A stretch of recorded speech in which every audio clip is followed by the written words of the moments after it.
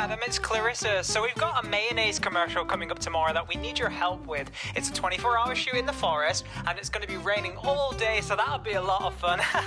The lead actor is Kevin. He's a bit of a hothead, but I'm sure you guys will get along just fine. We've only got sandwiches for catering this time, but they're going to be so yummy. I'm making them all by hand. Rate-wise, we've only got £20 on this one, but it's going to be such great exposure for you. It'll look amazing on your portfolio. So what do you say? Are you available? Yeah, sure, I'd love to do it. Great, see you on set at 5 a.m. tomorrow. Bye!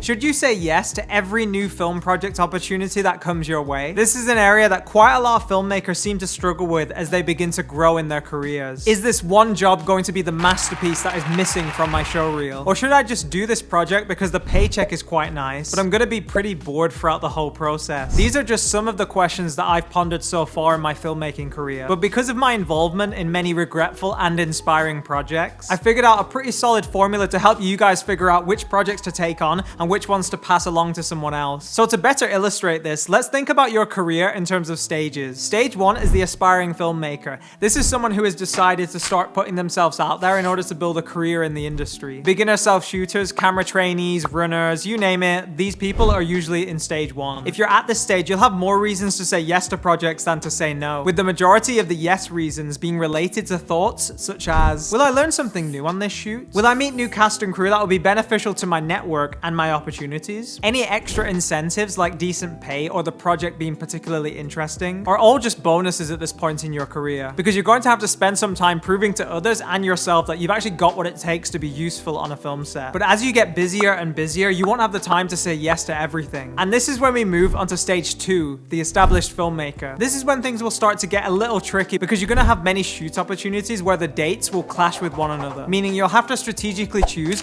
which projects to take on that would be the most beneficial to your career based on a number of attributes. Things such as the cast and or crew being great people that you either admire or you've already built up a strong relationship and bond with. The pay being great, the idea being particularly interesting, or maybe just something that you've not really explored before, such as a one-take music video. Will you be using new gear that you've not tried out yet? Or will you have the opportunity to shoot in an amazing location or even a different country? These are just some of the core elements that I personally use to decide whether or not to say yes or no to a film project that comes my way. And usually I always want to work on projects that have at least 3 of these elements checked on them. So for example, if the pay on a project isn't so great, but the crew, idea, and gear are all particularly interesting for me, I'll sometimes let the low money slide because I'm actually being compensated in another way. This being experience with new gear, relationship building, and just having a good old time doing something creative with a team that I love being around. Now this is very much the best case scenario that you can build towards so you can pick and choose projects. But oftentimes throughout your career, you're going to experience moments of greater or less freedom to choose projects this way. For example, if you end up changing roles within the industry, like if you want to be known as a cinematographer versus that camera assistant position that you've been building up over the last 5 years, you'll actually have to go back to stage 1 in order to build up your portfolio, network, and skill level within this area. And even if you're at stage 2, you might be in a particularly troubled time financially. So all the qualities that a project has may not have to be ticked except the pay being great. There's no right or wrong answer as to which shoots you should say yes to, but just considering some of the reasons that may entice or deter you from accepting a project is always a pragmatic mindset to approach your freelance work from. And it's something for us all to aspire to reach as we make our way through this sometimes confusing and quite daunting area of freelance filmmaking and the many business considerations surrounding it. I hope this video helped you ponder your own list of what you'd like to get out of each project that you work on. Feel free to share your lists in the comments below so we can all bounce around ideas for what we should be considering when we say yes or no to a project. If you liked this video, you'll probably like this other one on my channel where I talk about all the times that I've messed up in my film career. Be sure to hit that subscribe button if you haven't already, because if you do,